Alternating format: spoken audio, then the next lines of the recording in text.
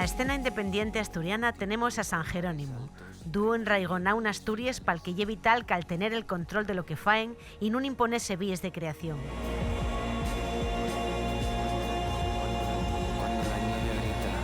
Na súa etapa música nueva, más electrónica, experimental y paisaxística, predomina el diseño sonoro para vestir muestres de arte variaes.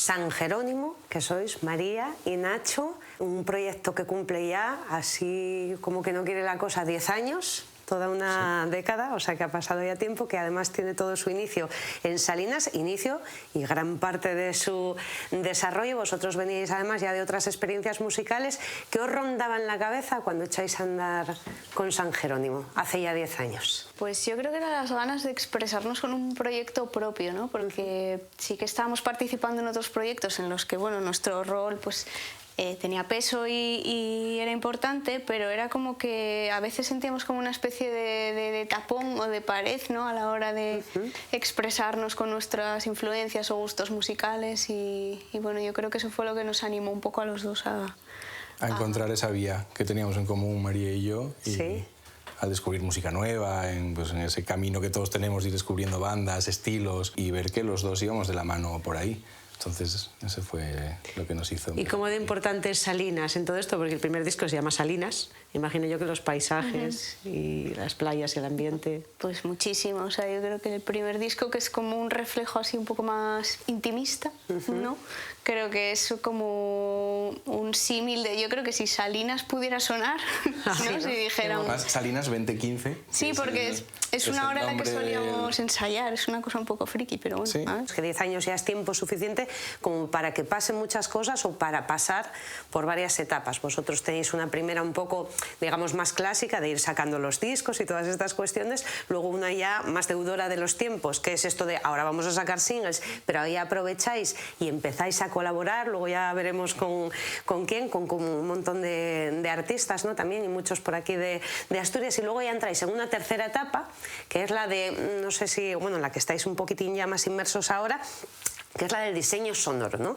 Eso de diseñar. Vosotros, cuando echáis un poco la vista atrás en el proyecto, ¿lo sentís así, como que habéis estado en 3 momentos diferentes, o esto es un poco un todo? Creo que siempre hemos tenido un elemento en común, aunque esta última etapa es como más paisajística o de que nos da lugar como a más experimentación con lo que creamos. Nos gusta hacer como codas largas en las canciones, no hay estructuras como muy de pop al uso de intro, estribillo, no sé, repite el estribillo, cerramos, ¿no? Pero es que ahora nos desvinculamos por completo de la estructura de una canción y con el sound design puedes hacer lo que quieras. Sí. O sea, es como, aquí iría un estribillo, o no. Y volviendo a lo de las colaboraciones que comentabais antes, la gente a la que habéis escogido durante este tiempo para colaborar, ¿por qué han sido elegidos? Por ejemplo, gente como el belga, ¿por qué ellos? Bueno, obviamente José y Fanes son una gran influencia para nosotros en nuestra forma de componer y Rodrigo Cuevas, pues también teníamos muchas ganas quizás de integrar un elemento como más folk y más orgánico en un estilo de música en el que últimamente nos estábamos moviendo en algo como más electrónico y más ambiental. Más ambiental y también ha sido bonito trabajar esa canción. Con lo cual esa sería como la segunda etapa, decía yo, la más convencional, los discos, esa segunda etapa de las colaboraciones, y lo que ya ibas adelantando un poco, Nacho, que ya nos ibas contando cómo se hace esto del diseño sonoro, cuál sería un poco el contexto para estos diseños sonoros y claro, cómo empieza todo eso, ¿no? O sea, no sé si para una... Sí, para vestir exposiciones. Además, hay una cosa que es singular. Nosotros, pues que venimos de enfrentarte a un bar, a veces que a todos nos gustaría tocar siempre en teatros, pero hay veces que estás en un bar y hay gente que va a tomar algo y tú que no te va a ir a escuchar. No te va a ir a escuchar y es totalmente lícito y normal y tú estás ahí defendiendo lo tuyo como joder, tal. Y es verdad que tú esto lo haces en un museo, como por ejemplo... hicimos en Roma, en el Maxi, con Space Popular, una pieza que hicimos que fue un proyecto que nos gustó mucho. Y yo creo que a la gente, le guste o no, el contexto museo es como que están dispuestos a comerse lo que les des. Hay un respeto, y luego a lo mejor se van y hay gente que dirá, oh, qué guay, o mira la mierda que nos acabamos de comer. Pero toda esa composición ya la llevas hecha, ¿no? Quiero decir, o sea, vosotros la creáis, es profeso para esa exposición, para ese espacio, ¿no? Eso es, aquí hicimos esa pieza para una exposición, pero además el día de la inauguración hicimos un live, que fue una adaptación un poquito más corta de esa pieza, la hicimos en directo. Y a este tipo de músicas, profeso, para estas muestras, si hay un circuito y... Casi toda obra va acompañada de un sonido. O sea, que y una vez empiezas, te empiezas a fijar, cada vez que vas a un museo, miras quién hizo el sound design. Es gente que está en su casa, que no la conoce nadie y que a veces dices, madre, lo que está sonando aquí, qué barbaridad, pero lo hizo una persona en su estudio en sí, lo que no hay son estrellas. No hay estrellas de sound design. Eso es, no hay este mercado. También está guay. Y vosotros habéis hecho también música por encargo, ya para Publi, ¿no? ¿Cómo es esa experiencia? ¿Se parecen algo a todo lo demás? A todo lo demás. Bueno, sí, no. Cuando se trata de vestir instalaciones artísticas, sí, hay como un poco más de libertad en ese mundo, ¿no? La Publi es otro mundo un poco. Porque te dan unas pautas concretas. El briefing es mucho más cerrado, más encorsetado, queremos esto. También ha sido guay porque sin querer, hemos descubierto una nueva forma de trabajo interna. Y aparte de todos estos caminos que estamos, estos nuevos caminos para San Jerónimo, vosotros luego hay una parte en la que seguís componiendo temas para el grupo. Sí, entonces, sí, sí. ¿no? De hecho, bueno, ya tenemos algo grabado. Sí. ¿Y tenéis discográfica? ¿Seguís con Sí, la discográfica la sigue siendo We Are Wolves Records, que es un Sevilla, sello sevillano. Por igual la tenéis al lado. Sí. Al lado, a tiro piedra. Mi mano. Vais haciendo ahí La ruta de la plata. Claro, en esto de la música independiente hay, yo creo que, dos tipos de grupos muy claros, ¿no? De un lado, el que filosóficamente se entiende como independiente, underground, ¿no? Que está en otro lugar, ¿no? Y son otras las pretensiones. Y luego está el que empieza en lo underground, pero con un poco la aspiración de acabar en la escena más comercial. La sensación desde fuera, desde luego, tanto estilística como un poco como construís todo el proyecto, es que vosotros tenéis una filosofía un poco, pues eso, de la autogestión, aunque tengáis discográfica, pero un poco que estáis ahí situados, ¿no? Sí, a ver, los dos tenemos nuestro trabajo de lunes a viernes, pues la música no nos da de comer y pues tiene que ser un hobby. Y nos tiene que llenar, si perdemos la parte que nos llena, la parte artística, el perder las decisiones o el control de lo que hacemos, pues no tendría sentido. O sea... Antes mencionaba Roma, decíamos con la discográfica en Sevilla, San Jerónimo tan ligado, como decíamos al comienzo, en lo poético, a Salinas. ¿Cómo veis vosotros San Jerónimo? ¿Como un proyecto para Asturias, dentro de Asturias, desde Asturias para el resto del mundo? ¿Dónde lo ubicáis ahí? Sí que claramente basado aquí y arraigado aquí, sin hacer folclore, sin tirar mucho de raíz, quitando esta colaboración que hicimos con Rodrigo, con estos versos de Berta Piñán que decíamos antes, pero en nuestra manera de entenderlo. O sea, al final el folclore es todo lo que haces en el día a día. Eso es, no imponernos como vías de creación. Pues os escuchábamos tocar un tema antes. ¿Con qué vais a cerrar? Bueno, con una versión de Mariah Carey, de Always Be My Baby. ¿O no? Es uno de los referentes. A ver, que esto nos descoloca un poco, ¿sí? Contar un poco. Es que yo creo que cuanto más vieja me estoy haciendo, como que más... Más te da igual todo, ¿no? También está Mariah Carey. Eso es. Cuela de la limerca, hace esas cosas. Claro. No, pero y también más aprecio, no sé, como que tengo un sentimiento de nostalgia de cosas que escuchaba de pequeña, ¿no? De recuerdos que tengo en viajes en el coche con mi padre o discos de mi hermana mayor. Entonces hay como cosas que estaban ahí sonando y que ahora es como que me gusta volver a ellas y revisitarlas desde otro, bueno, desde mi plano, desde mi universo personal, digamos, ¿no? Entonces esta era una canción un poco fetiche que había sonado mucho en el coche, era un clásico de Kiss FM. Bueno, yo Kiss FM me la pongo mucho, nadie lo sabe. Sí. Hago todos los coros. Bueno, pues revisitando esa canción un poco ahí de la infancia a la adolescencia, María, Nacho, San Jerónimo, con muchísimas ganas de verdad de que saquéis el próximo disco. Un placer haberos tenido en Sonaría. Gracias. Que vaya muy bien. Gracias.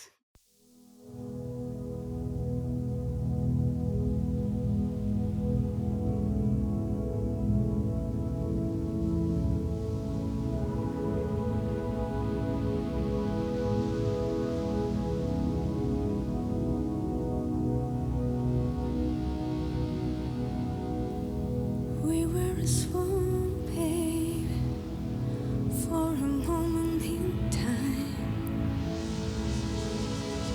and it seemed everlasting. How you will always be mine. I want to be free, so I'm letting you fly. I know my heart